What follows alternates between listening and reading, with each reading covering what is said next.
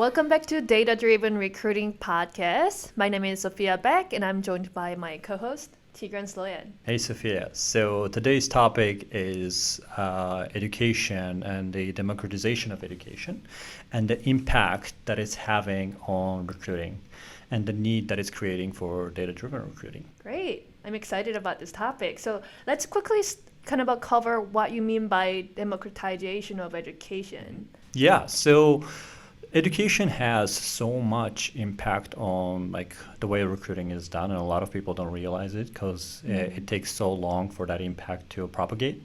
So, most of the time, just like a lot of the ways that adults are, a lot of it is impacted by how their upbringing and things that happened in childhood, but it's very hard to make that connection because it's been so long ago.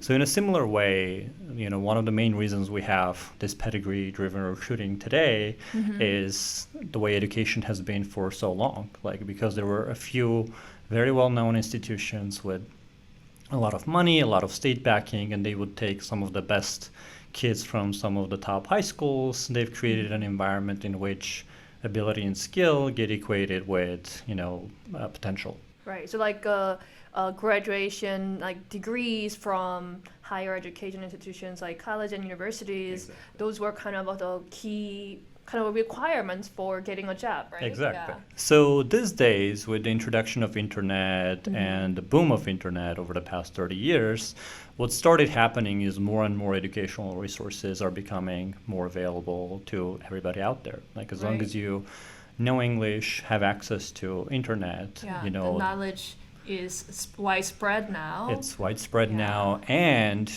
it's just getting better and better because it's not just content. Right. There is a new educational app out there every other day, and they're very high quality. Very high quality. And even able to bring in more, I guess, the benefits such as like having a lot of people in the community to join in and then learn together. Right. So and learn from the best teachers. Like take for example Khan Academy. Like Salman Khan is one of the best teachers you could ask for, right? Right. And back in the day, you're kind of stuck with like whoever your local teacher is who's going to help you learn. Yeah. Whereas now you can take one of the best teachers in the world and just start learning and gathering all that knowledge from him.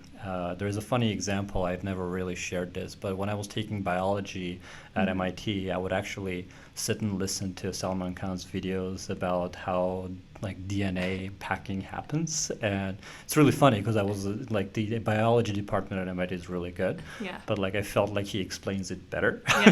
So I would literally listen to like his lectures online and learn from that. Yeah, and now that all this like very high level education and information is on the web and people are mastering those knowledge and skills.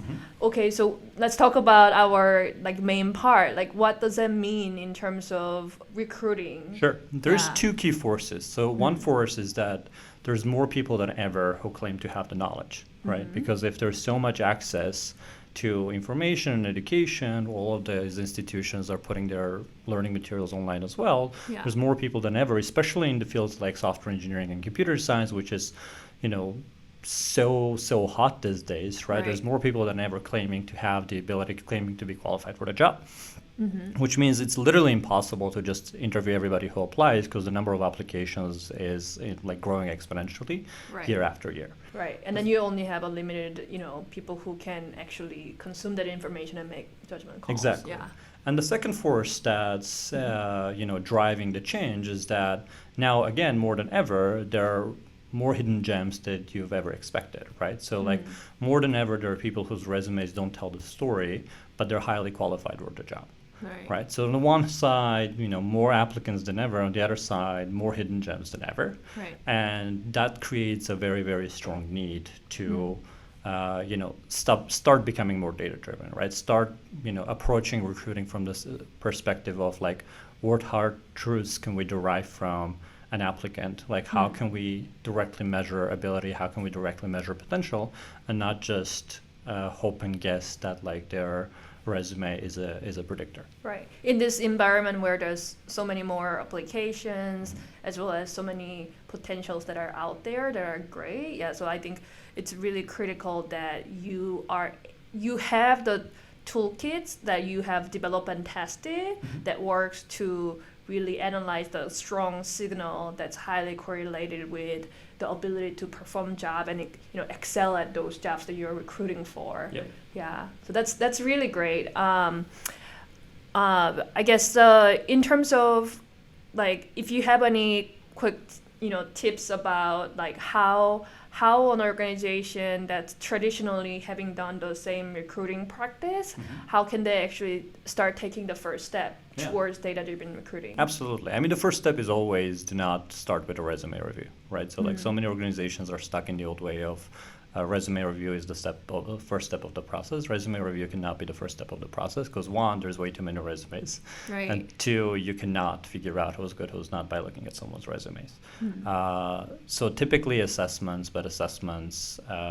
there's many kinds of assessments, so you have to be very careful with choosing what kind of assessments are going to be a qualifying criteria, so that you're also not screening people out because you've went with the wrong type of assessment at the top of the funnel. Right. Yeah. And then like your kind of a mindset of testing out, kind of a fine tuning your test and the correlation with how those candidates perform well in those assessments do in the real job. Exactly. It's a kind of a constant like iteration of how you can evolve with how the market is and how the education is these days, right? Yeah. Okay, so let's kind of wrap up. What is the bottom line for today? The bottom line is that we don't appreciate how much education impacts recruiting, and I think that we're going to start feeling more and more that impact because the gap, right, that bridge between education and recruiting is getting smaller and smaller. And the smaller it gets, the more we're going to start feeling that impact. And I think today it's about at least being able to measure skills so that you can find all of those amazing people who have the educational level. In the future, I think it's going to be like direct data from educational measurements feeding into recruiting. So I think as people learn, they're gradually going to be building their sort of the resume 3.0 that indicates in a very data-driven way their skills and abilities, and not like, just words and my claim of fame, right? Exactly. Sounds good. I'm excited for that future. Yeah, me too. Yeah, thank you for the insights and thank you for tuning in. We'll see you next time.